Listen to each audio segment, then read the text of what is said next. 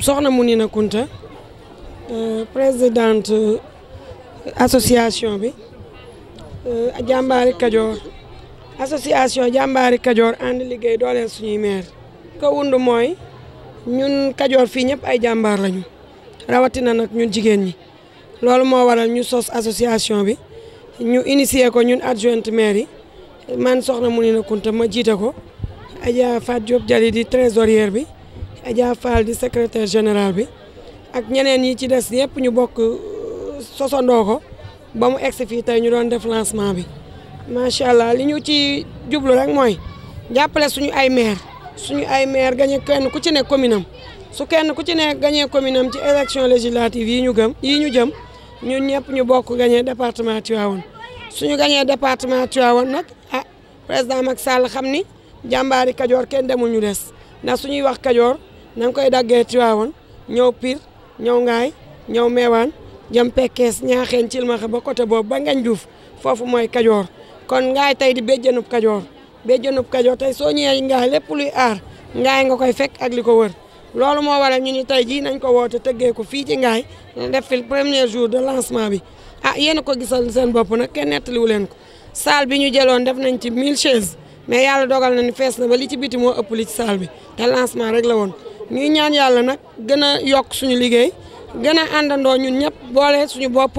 liggéeyal suñuy maire ba ni ñu leen joxe seeni commune ñu gañe ko ñu liggéeyat leen ba ñu gën a mën a gañewaat ci élection président Macky Sall yi ñu jëm. waaw gis nañ ci bëgg nañ cee gis parce que suñuy maire tey ndam bu ñu am rek loxoy jigéen ñaa ngi ca biir kon defe naa président bu jëlee ci jigéen ñi aussi dugal ko ci liste député yi day gën a am ndam rek ci département Tivaouane ndax fii ku fi falu jigéen ñi ñoo la fal ak ndaw ñi. kon defe naa bu ñu ci gisee suñu bopp dinañu gënal daal dinañu gënal bu baax. loolu moo ñu tax a jóg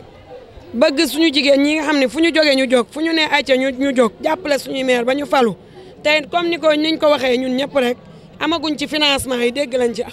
ñu bëgg am ci financement yi jox ko suñuy jigéen ñu bëgg aussi formation yi nga xam ne yéen nañ koy dégg lu ci mel ni savon liquide almuxtaar ak eau de javel yeeg savon yeeg yëpp liñ ci jotam mën ñu jàppale ñu wutal ñu ay marché ñu di ko fa jaay. ba nga xam ne benn jigéen dootul tàllal loxoom di ñaan ba suñ ko financé day dem jëndi bagage am ñëw liggéey dem jaayi loolu daal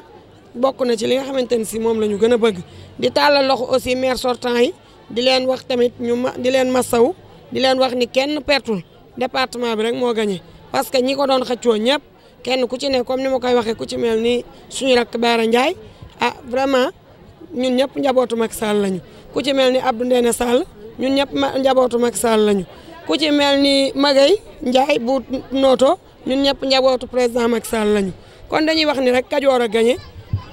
département Tivaouane moo gagné dañuy fexe nag ñun ñëpp ñu àndaat booloo doon benn ba yokkaat ndam li bu baax a baax ba président xam ni département Tivaouane desee la tuñ ko dara su ko defee nag ñu ngi koy lancé pour mu dooleel ñu jox jigéen ñi ay financement ñu gën a sawar gën ñoo jàppale ñu gën a jàppale suñu maire gën a jàppale conseil départemental ñun daal loolu lañ ci amoon ci loo xamante ni si moom lañ ci bëgg président nag vraiment gis nañu parité bi aussi gis nañ ci suñu bopp ndax tey bu ñu taxawee nekk 12 adjointes au maire ci biir département Tivaouane taxaw takk suñu écharpe mën a organiser lu mel nii kon dañuy wax ni ñu ngi gis mais na dolli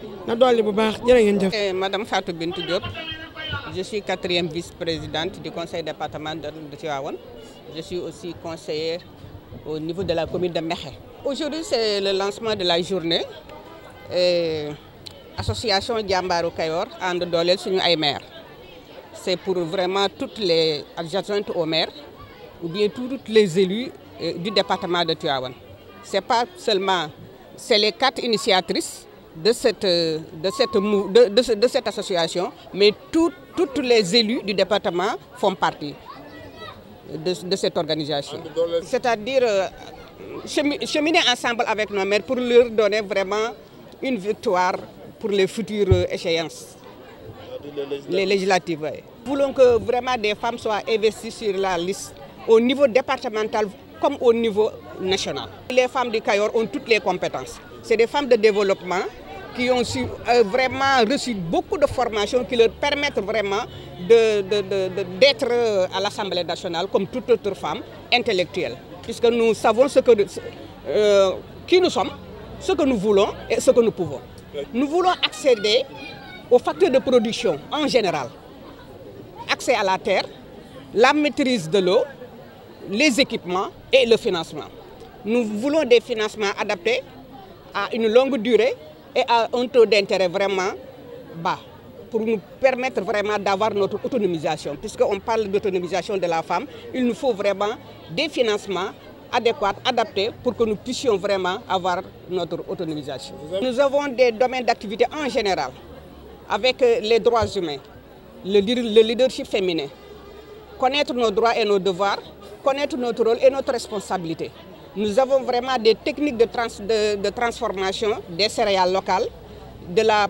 savonnerie et vraiment beaucoup d'autres formations ont été reçues par ces femmes-là qui leur permettent vraiment de mener